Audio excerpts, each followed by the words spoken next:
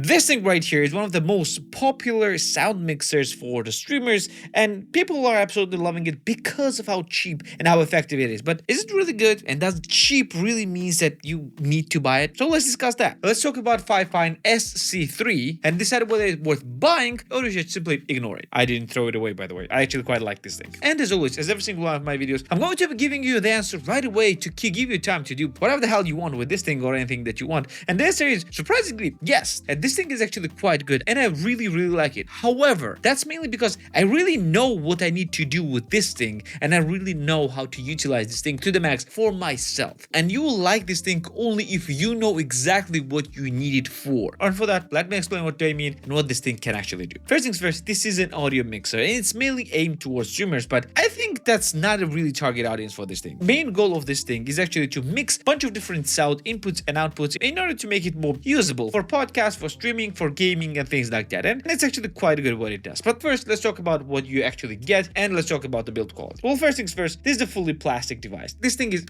made fully out of plastic. There are no metal parts in here whatsoever except for the innards of the device. Only thing that is non-plastic in here is actually the buttons themselves. These are actually very good feeling, more or less good feeling rubber buttons and I actually quite like those. Faders are a bit shaky, but they're actually quite good and quite smooth. Then yeah, there are a bunch of outputs as well on the back of the device. Not just outputs, also inputs. You have an XLR input right here, probably the biggest upside of the device. You also have a selector between dynamic and condenser mics. You have dedicated headset input. You have line in for your musical instruments or your phone. Now you have a headphone output. By the way, this is headphones, not a headset. That means that this is a headphones without a microphone. And there is also line out. And of course, there is a USB connection to your PC. Now, understanding what each input and output does gives you a full mastery of this device. And depending on what you use it for. Now, for me personally, because I do not stream very often, I do not need all those fancy streaming stuff that I will talk about in a second. What I use it for is actually a very nice switcher between multiple different inputs and outputs. For example, XLR input is huge for me because I have an XLR microphone and I can freely connect this to my PC without actually using any other XLR interfaces. And I really like this one. And even if I didn't have an XLR microphone,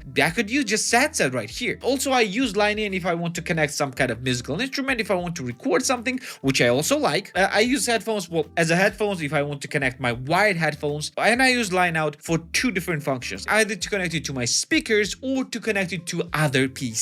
Yes, this is a perfect audio solution if you want to use a dual PC streaming setup. Now, what's important is you control all of those things with those faders. Now, two faders right here controls input, basically microphone, and two faders here controls output. This is for your mic, this is for your line in, this is for your headset, and this is for your line out, or speakers if you want. You also have dedicated mute buttons for 3 different headers, and you also have mic monitor if you want to hear your microphone directly into your headphones. And I actually use this daily because I have both headphones and my speakers using interchangeably. Like for example, if you want to listen to the music a bit louder, I'm just putting this faded down because I don't want to use my headphones and I'm listening to the music to the speakers, or vice versa. If it's nighttime and I don't want to use the speakers, I just switch it like this and I use my headphones right here. Also, usually those two are also down as well. And when I'm gaming, all you need to do is just put this volume up, just play with friends. But that's not all that this thing can do. There, you see, there are a bunch of buttons right here, and they actually serve practical function mainly for the streaming, except for these 2 buttons right here. This one is 48-volt phantom power button. If your microphone will need it, all you need to do is just press it and you're gonna have phantom powered microphone. And this is for RGB illumination of the device. And you can change the colors, color effects, or just completely turn it off. Usually, to be fair, I just turn it off because I don't need distractions of an RGB on my table. Now, these buttons are more or less interesting for the streamers because this one is an electric button which will add auto-tune to the input devices. Like for example, if you are singing or if you want to use auto-tune for some reason,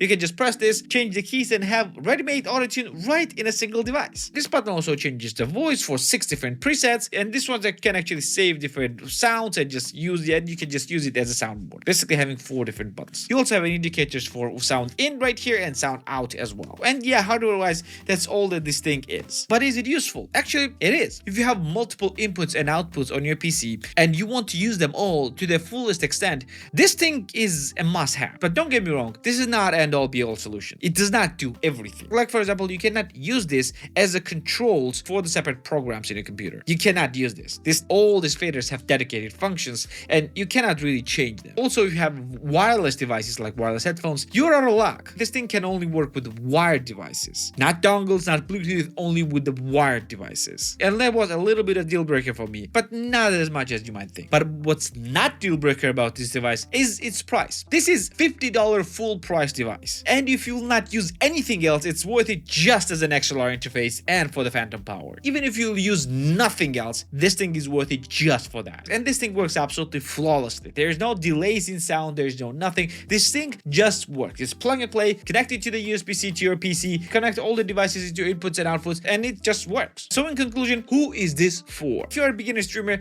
and you don't really need a huge budget mixer, this thing is more than enough for you and will be enough for a really long time. This thing is actually really good if you are a streamer, especially if you're a dual PC streamer, because yeah, this line out button is the lifesaver. It's also a really good device if you're streaming with some type of musical instrument, or even if you're just recording some type of musical instrument, because this line in is actually really good. It's really good if you're recording or streaming mobile gaming, because yeah, this line in is also useful for that. It's really good device if you have multiple outputs like speakers and headphones together, or multiple inputs like mics and line ins. It's a really good device if you're recording content with a change voice, because yeah, you can just simply press single button and record content like that. And for the price, you cannot go wrong with it. And for that, I absolutely love it. And if you like this device, there's high chance that you like microphone from FIFINE, which works absolutely flawlessly with this device, and you can watch a review of that right here. And if you're more interested in headphones and want to know more about one of my favorite gaming headphones, you can watch a review of that right here as well. Don't forget to subscribe right here as well. And this should be for today. I'm gonna see you in the next one.